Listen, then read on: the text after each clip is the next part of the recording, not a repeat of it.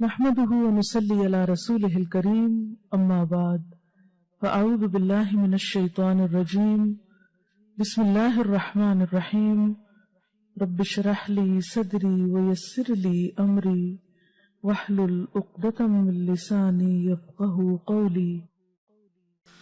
اور حضرت صوبان سے مروی ہے رسول اللہ صلی اللہ علیہ وسلم نے فرمایا قدر اور قضا کو کوئی چیز رد نہیں کر سکتی سوائے دعا کے، یعنی تقدیر، دعا سے تقدیر کا علاج بھی ہو جاتا ہے۔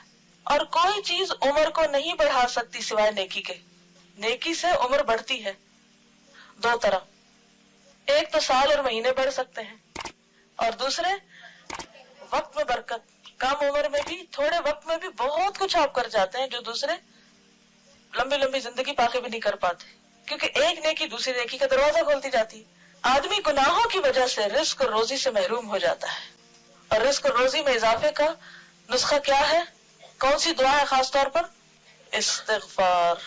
سورۃ نوح میں آتا ہے نا فَقُلْتُ اسْتَغْفِرُوا رَبَّكُمْ إِنَّهُ كَانَ غَفَّارًا يُرْسِلِ السَّمَاءَ عَلَيْكُمْ مِدْرَارًا۔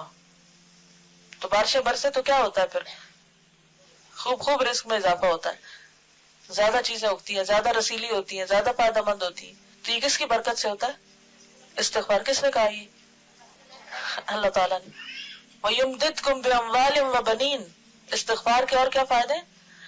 مال اور بیٹے۔ وَيَجْعَلْ لَكُمْ أَنْهَارًا۔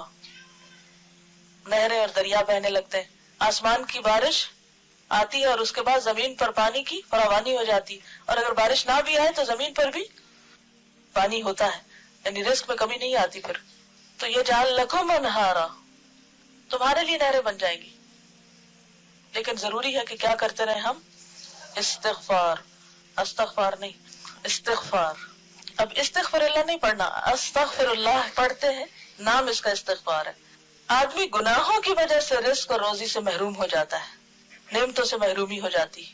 گناہ روزی کو تباہ کر دیتا ہے، گناہ روزی کو تباہ کر دیتا ہے۔ لیکن ہم میں سے کتنے ہیں جو اعتراف کریں کہ ہم گناہ گار ہیں؟ لوگوں کے سامنے دہراتے رہتے ہیں، اللہ کے سامنے کم ہی اعتراف کرتے ہیں۔ تو سچے دل سے استغفار کیجئے۔ جزاکم اللہ خیرا۔ سبحانک اللہم و بحمدک، نشہد ان لا الہ الا انت، نستغفرک و نتوب الیک۔ السلام علیکم و رحمۃ اللہ وبرکاتہ۔